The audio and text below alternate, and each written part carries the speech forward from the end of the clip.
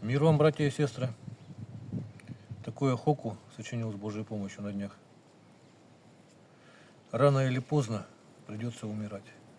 И только тебе выбирать. Богу душу или дьяволу отдать. Вот. С Божьей помощью ножик сотворили.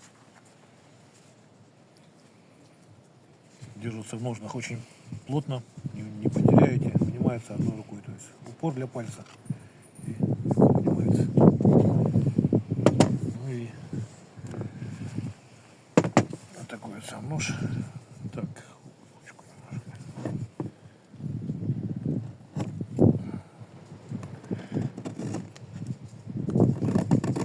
Проклася.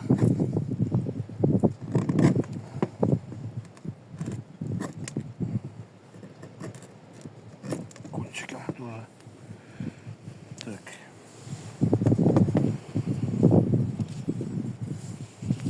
Дерево показать.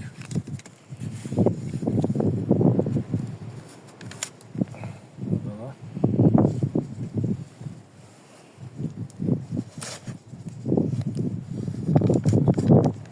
Видно, сучок тоже самое срезал. Все элементарно. Кончик тоже режет.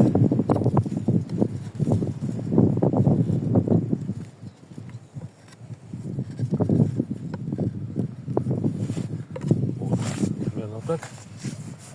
Вот тебе показал, еще такие вот вещи делаю. Ну, правда, это делаю я обычно вот так вот двумя руками, вот тут вот помогаю. А деревяшка в тесах. Здесь тесов нет, поэтому неудобно. Так, теперь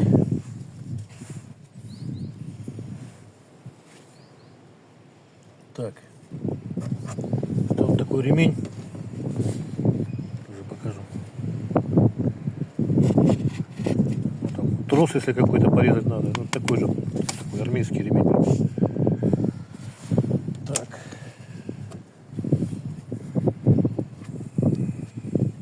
Хвостик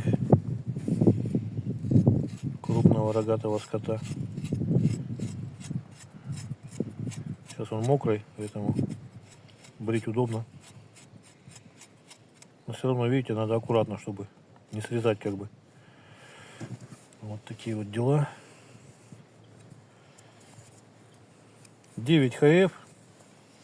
Это сувель береза. Его не отполирована она еще рукоятка. Я еще отполирую, потом фотографирую, покажу. То есть она вообще тут будет на солнце играть прям.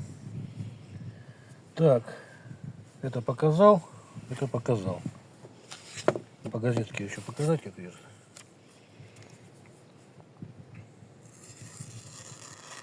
Ну, то есть легко вообще абсолютно. И кончик тоже режет.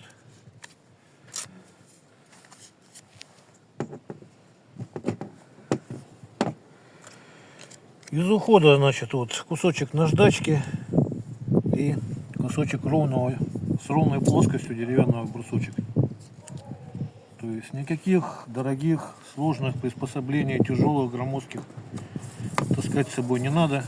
Все легко можно взять в тайгу, место не занимает, легкое, и поправить в любом месте. По плоскости со стороны дола никаких углов выдерживать не надо. Плоскости минимум, большую часть дол занимает. Поэтому правится очень быстро и легко. По плоскости вот так вот. То есть с обратной стороны по линзе немножко заусенчики как бы снимаете. 2500 это крайняя, а там смотрите в зависимости от затупления. Смазка такая продается у меня. Если надо, обращайтесь. В описании там все контакты мои. Лучше пишите. Звонки я все не могу запомнить, а переписка она как памятка идет. Вот, вот так вот смазываете клиночек и смазываете нож, да, обильно. Обильно пропитываете перед тем, как выходить в поле куда-то, или перед тем, как положить на долгое хранение. Внутри тоже можно, чтобы ножик не зажало.